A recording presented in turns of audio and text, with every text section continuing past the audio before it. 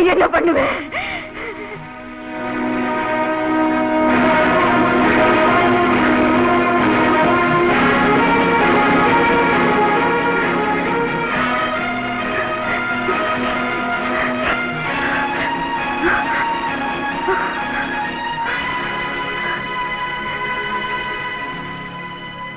அப்பா,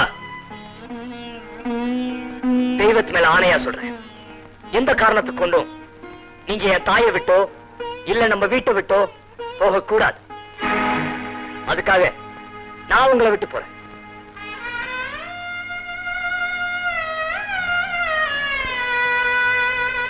என்ன தேடி யாரும் வர வேண்டாம், நானும் உங்களை தேடி வர மாட்டேன்.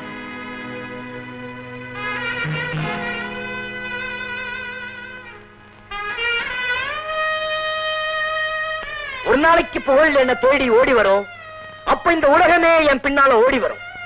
மிருதங்க சக்கரவர்த்தி கண்ணன் வாழ்க வாழ்க அப்படிங்கிற கோஷம் உங்களையும் தேடி வரும். என் லட்சியத்துல நான் ஜெயிச்சுட்டேங்கிற பாராட்ட நீங்க உங்க வாயால ஒத்துக்கிற காலம் வரும். அப்ப நான் சந்திக்கிறேன். நான் வரேன் அம்மா, வரேன். கண்ணா நில்லு, கண்ணா என்னங்க போக வேண்டாம்னு சொல்லுங்க.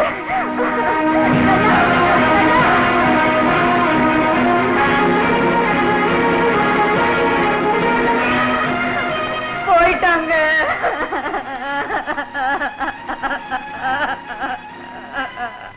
நம்ம கல்யாண விஷயத்தை பத்தி பேசுறதுக்காக நான் வீட்டுக்கு போனேன். அங்க என்னடா பெரிய பிரளயமே நடந்து போச்சு.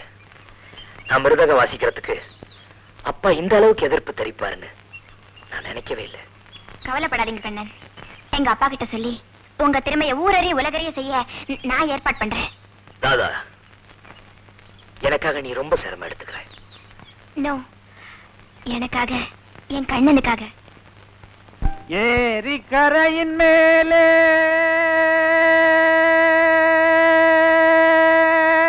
போறவளே பெண்மையிலே என்னை கொஞ்சம் திரும்பி பாரு.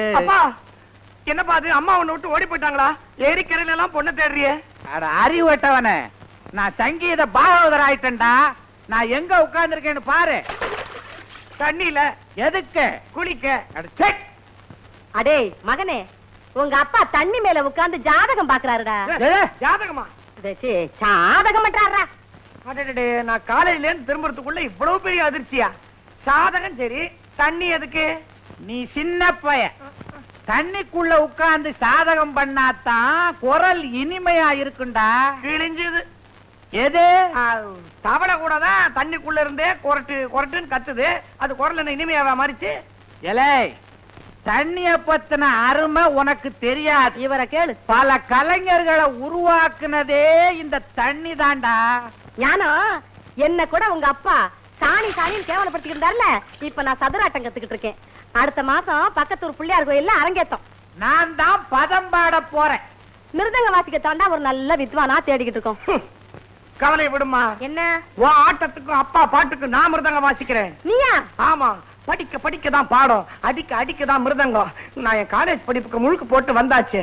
இனிமே மிருதங்க கத்து வாசிக்கிறதா என்னுடைய லட்சியம். சீக்கிரம் ஆட்டத்தை ஆரம்பிங்க. எவ்வளவு நேரம் உட்கார்ந்திருக்கிறது? அந்த அம்மா சீக்கிரம் ஆரம்பிங்க. ஜனங்கள்லாம் என் ஆட்டத்தை பார்த்து அவளோட விசில் அடிக்கிறாங்க. அப்பா, நான் ரெடி. ஆரம்பிக்கலாமா? ஆமா, இது என்னது? மிருதங்கத்தை வச்சுட்டு தாம்பாளத்தை தூக்கிட்டு வந்திருக்கிற? இதுலதான்ப்பா நான் வாசிக்க போறேன். இதுலயா? என்னடா அது, பெரிய சைஸ் கஞ்சராவா? இல்லம்மா, இது ஒன் சைடு வாத்தியம்.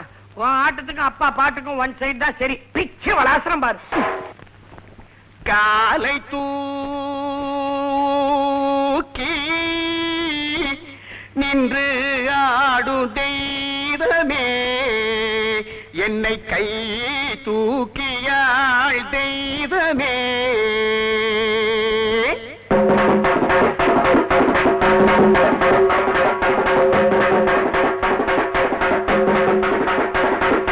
அடே அடே அடே, பூதேவி அறிவு கட்டவனே, இங்க என்ன சப ஊர்வலமா நடக்குது? உங்க அம்மாவோட சதுராட்டம் நடக்குதுடா. போராட்டமே நடந்தாலும் நம்ம கைவசம் அடி ஒண்ணுதான். அடே, அடிமடையா தாளம்னு ஒண்ணு இருக்குது, இங்க பாரு. காலை தூக்கி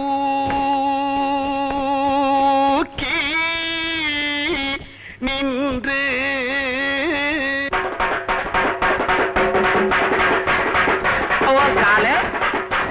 உன் கால தூக்கி நின்றாடும் தெய்வமே கால தூக்கி நின்றாடும் தெய்வமே கால தூக்கி நின்றாடும் தெய்வமே கால தூக்கி கால தூக்கி கால தூக்கி தூக்கி கால தூக்கி தூக்கி தூக்கி தூக்கி தூக்கி தூக்கி தூக்கி தூக்கி தூக்கி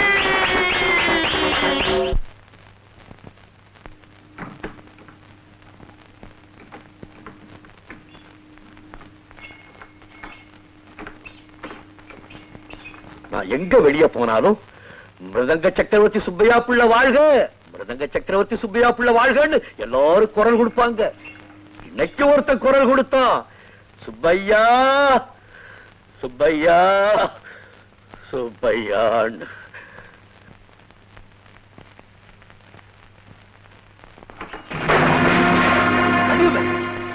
வள்ளியம்மே, வள்ளி வள்ளியம்மே,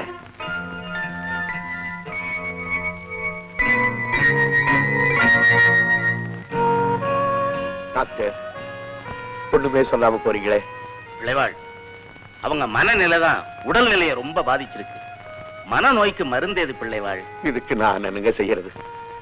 என்ன சின்ன பிள்ளை மாதிரி பேசுறீங்க? நீங்க மறுபடியும் உங்க தொழிலை செய்யணும். அந்த நாத வெள்ளத்தை கேட்கிற சந்தோஷத்துல அவங்க வியாதி பறந்து போயிடும். இல்ல இதை இப்படியே வளர விட்டீங்க, அது அவங்க உயிருக்கே ஆபத்தா போயிடும். அவ்வளவுதான் சொல்லுவேன். நான் வரேன். ராஜரத்னம், என்னடா டாக்டர் பெரிய குண்டை தூக்கி போட்டு போறாரு? பின்ன என்னங்க, அவர் சொல்றதுல என்ன தப்பு? தங்கச்சி எவ்வளவு பெரிய இடத்து பொண்ணு, உங்களுக்காக எவ்வளவு தியாகம் பண்ணி இருக்கிறாங்க. அந்த உயிரை காப்பாத்தணும்னா முதல்ல அந்த விதண்டாவாதமா பண்ணீங்களே சத்தியம், அதை தூக்கி எறிங்க. மிருதங்க வாசிக்கிறத நிறுத்தின மாதிரி தங்கச்சியோட மூச்சையை நிறுத்திடாதீங்க.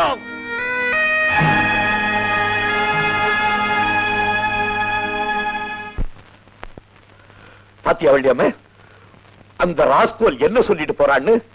நான் செய்த சத்தியத்தை விட்டுடுமா? நீ என்ன சொல்ற? உங்க மானமும் கௌரவம் தாங்க எனக்கு முக்கியம். என் உயிருக்காக உங்க கௌரவத்தை விட்டு கொடுக்க வேண்டாம். ஒரு மகா வித்வானுக்கு மனைவியா வாழ்ந்தேங்கிற பெருமையோடு உங்க மடியிலேயே பூவோட பொட்டோட போய் சேர்ந்துடுறேங்க.